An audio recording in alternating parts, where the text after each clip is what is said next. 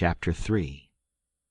Well, I got a good goin' over in the mornin' from old Miss Watson on account of my clothes, but the widow she didn't scold, but only cleaned off the grease and clay, and looked so sorry that I thought I would behave a while if I could. Then Miss Watson she took me in the closet and prayed, but nothin' come of it. She told me to pray every day, and whatever I asked for I would get it. But it warn't so. I tried it. Once I got a fish line, but no hooks. It warn't no good to me without hooks. I tried for the hooks 3 or 4 times, but somehow I couldn't make it work. By, one day, I asked Miss Watson to try for me, but she said I was a fool. She never told me why, and I couldn't make it out no way. I set down one time back in the woods and had a long think about it. I says to myself, if a body can get anything they pray for, why don't Deacon Wynne get back the money he lost on pork? Why can't the widow get back her silver snuff box that was stole? Why can't Miss Watson fat up? No, says I to myself, they ain't nothin' in it. I went and told the widow about it, and she said the thing a body could get by prayin' for it was spiritual gifts. This was too many for me, but she told me what she meant. I must help other people, and do everything I could for other people, and look out for them all the time, and never think about myself. This was including Miss Watson as I took it. I went out in the woods and turned it over in my mind a long time, but I couldn't see no advantage about it, except for the other people. So at last I reckoned I wouldn't worry about it any more, but just let it go. Sometimes the widow would take me one side and talk about Providence in a way to make a body's mouth water. But maybe next day Miss Watson would take hold and knock it all down again. I judged I could see that there was 2 providences, and a poor chap would stand considerable show with the widow's providence, but if Miss Watson's got him, there warn't no help for him any more.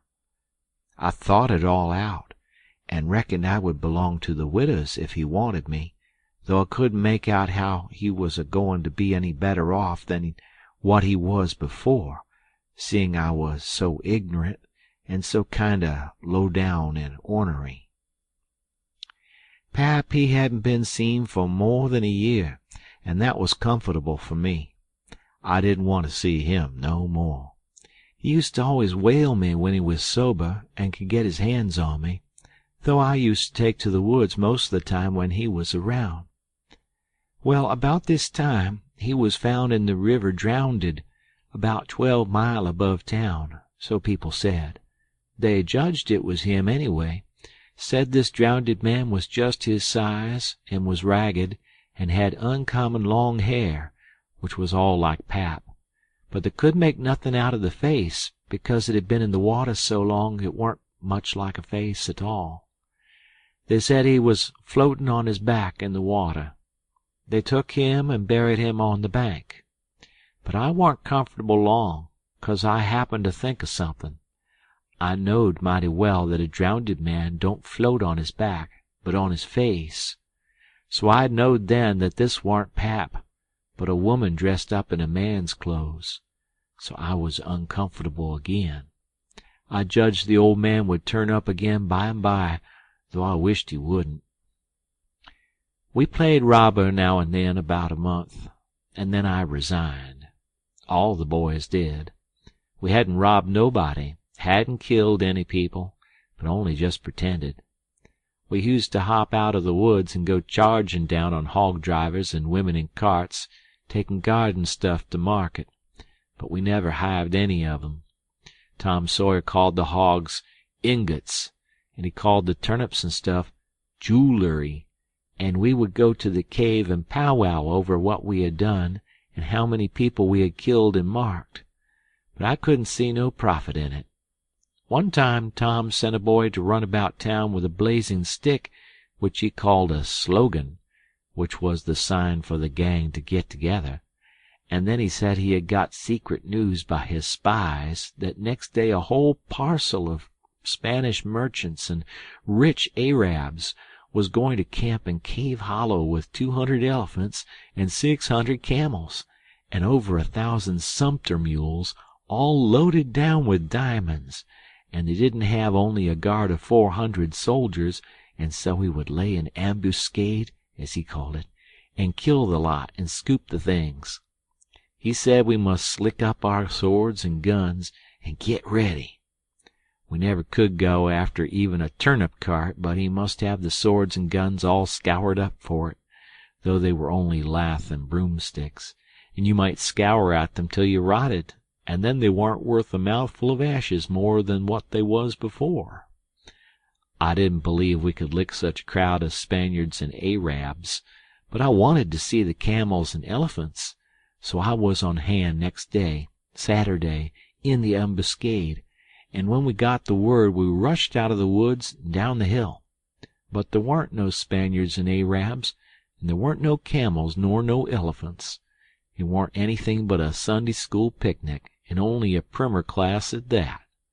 We busted it up, and chased the children up the hollow, but we never got anything but some doughnuts and jam, though Ben Rogers got a rag doll, and Joe Harper got a hymn book and a tract, and then the teacher charged in, and he made us drop everything and cut.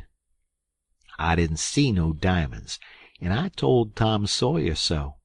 He said there was loads of 'em there anyway, and he said there was Arabs there too, and elephants and things. I said, why couldn't we see them then? He said if I warn't so ignorant, but had read a book called Don Quixote, I would know without asking. He said it was all done by enchantment. He said there was hundreds of soldiers there, and elephants and treasure, and so on. But we had enemies which he called magicians, and they had turned the whole thing into an infant Sunday school just out of spite. I said, all right. Then the thing for us to do was to go for the magicians.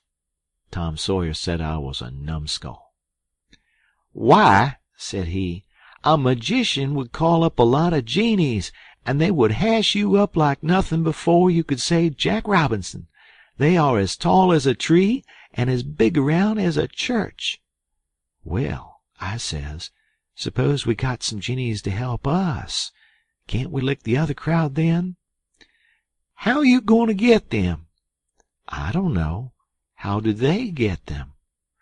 Why, they rub an old tin lamp or an iron ring, and then the genies come tearing in, with the thunder and lightning a-ripping around and the smoke a-rolling, and everything they're told to do they up and do it.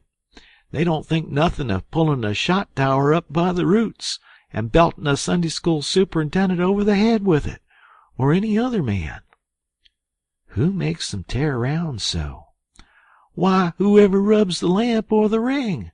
They belong to whoever rubs the lamp or the ring, and they got to do whatever he says. If he tells them to build a palace 40 miles long out of diamonds and fill it full of chewing gum or whatever you want, and fetch an emperor's daughter from China for you to marry, they got to do it, and they got to do it before sun up next morning, too.